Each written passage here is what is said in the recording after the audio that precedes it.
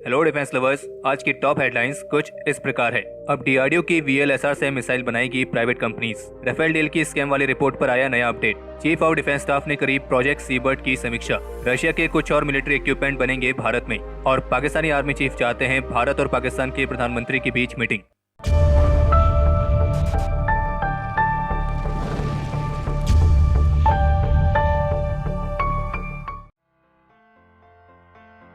भारत की domestic defence industry को बढ़ावा देने के लिए अब डीआरडीओ अपनी मिसाइल्स के प्रोडक्शन को इंडियन प्राइवेट सेक्टर के लिए भी ओपन करने जा रही है, और जिसके तहत अब जो भारत की प्राइवेट सेक्टर कंपनीज हैं वे डीआरडीओ की vertical launch surface to air missile system जैसे अलग अलग प्रोग्राम्स को डीआरडीओ के साथ मिलकर डेवलप भी कर सकते हैं और प्रोड्यूस भी कर सकते हैं। और इस पूरे प्रोग्राम को डीआरडीओ ने नाम दिया है development cum production partner program, short form में डीसीपीपी। डीआरडीओ ऑफिशियल्स का यह भी कहना है कि उनका जो vertical on short range surface to air missile system यानी कि वीएलएसआर वाला प्रोजेक्ट है, इसका हिस्सा बनने के लिए उन्हें भारत की कई प्राइवेट सेक्टर कंपनीज की तरफ से काफी सारे रिस्पॉन्सेज आए हैं और उन्होंने इसके लिए कई सारे बिड्स को रिसीव किया है।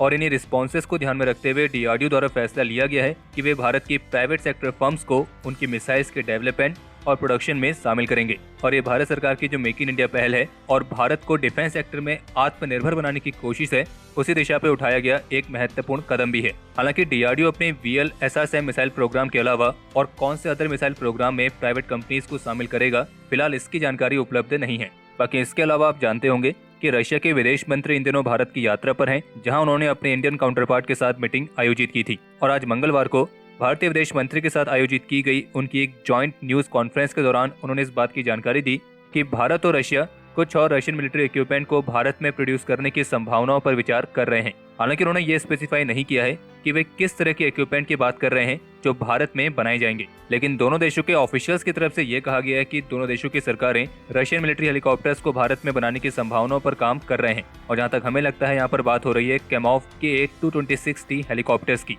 ये वो डील है जो अभी तक कंक्लूजन पर नहीं पहुंची है।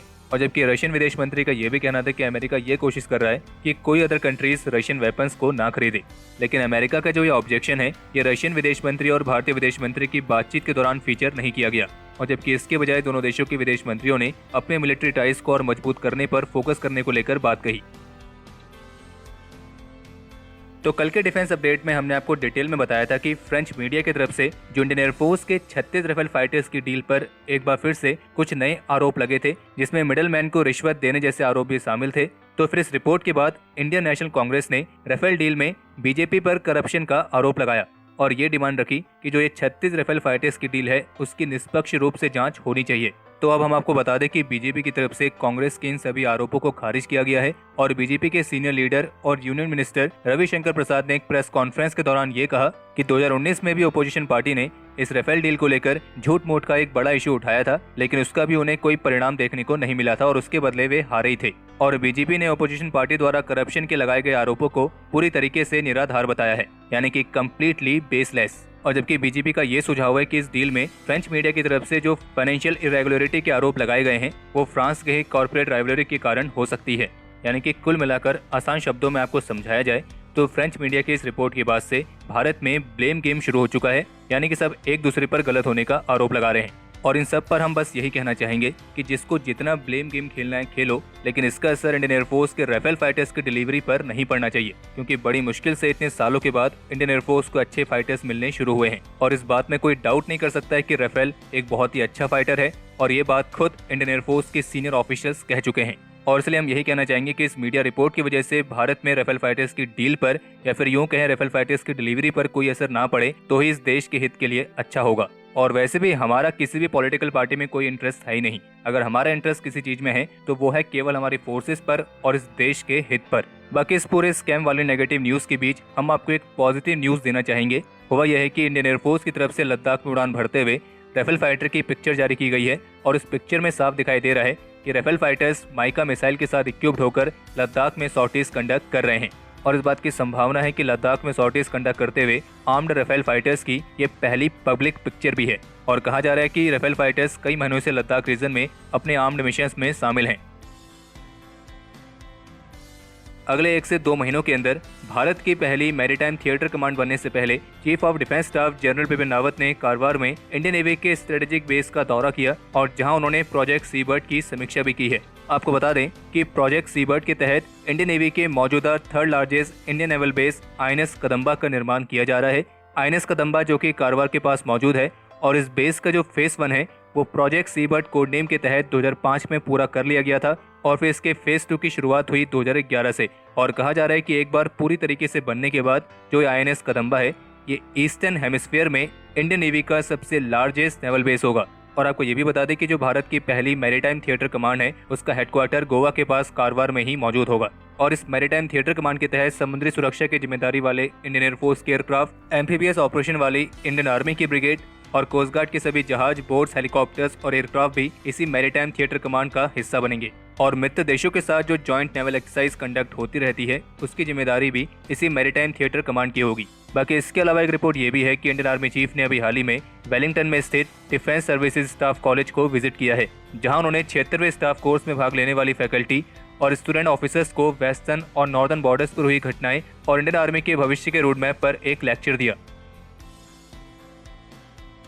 आपसी तालमेल को बढ़ाने के उद्देश्य के साथ भारत के फोर्सेस लद्दाख रीजन में एक एक्सरसाइज को कंडक्ट करने की योजना बना रही है और ये एक्सरसाइज खास करके तब होगी जब दोनों तरफ से समर डिप्लॉयमेंट्स स्टार्ट हो जाएंगी। और इंडियन आर्मी जिस एक्सरसाइज को प्लान कर रही है इसमें भारत की ITBP फोर्स भी शामिल होगी। इसके अलावा जो अभी हाल ही में फ्रांस के ला पेरूज नेवल एक्सरसाइज में क्वाड कंट्रीज यानी कि भारत, अमेरिका, जापान और ऑस्ट्रेलिया ने भी भाग लिया है, तो इसी को देखते हुए आज मंगलवार को चीन की तरफ से एक बयान आया कि इंडियन ओशन रीजन में जो ये फ्रांस और क्वाड कंट्रीज के बीच नेवल एक्सरसाइज चल रही है इसमें इस बात को सुनिश्चित किया जाना चाहिए कि ये एक्सरसाइज केवल क्षेत्रीय शांति के लिए ही हो। बाकी भारत और चीन को लेकर रशियन विदेश मंत्री की तरफ से भी एक बयान आया है जिसमें उनका कहना है कि रशिया भारत और चीन के LAC डेवलपमेंट्स को काफी करीब से मॉनिटर कर रहा है।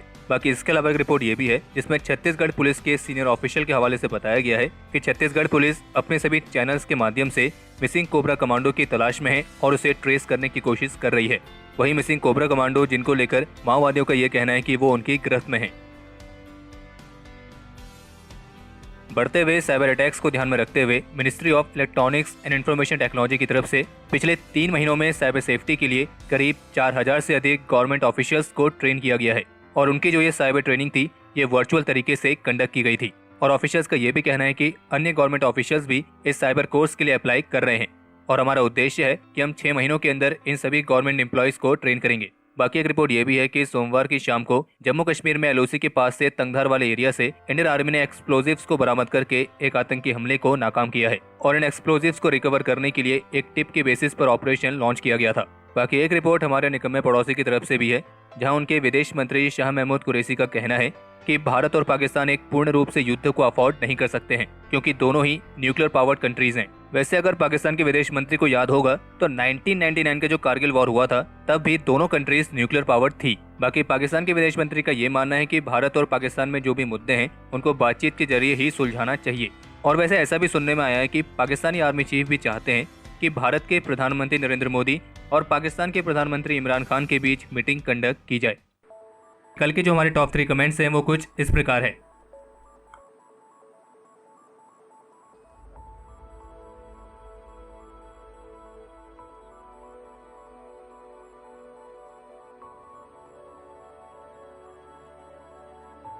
तो हमारे आज के इस एपिसोड के लिए इतना ही और अगर आप इस वीडियो को यहाँ तक देख चुके हैं तो इसे लाइक करे बिना कहीं ना जाएं। बाकी इस एपिसोड को लेकर आप अपने सजेशंस और क्वेरीज कमेंट सेक्शन में शेयर कर सकते हैं और अगर आप उनमें से हैं जिन्होंने अभी तक इस चैनल को सब्सक्राइब नहीं किया है तो इस चैनल को सब्सक्राइब करना ना भूलें।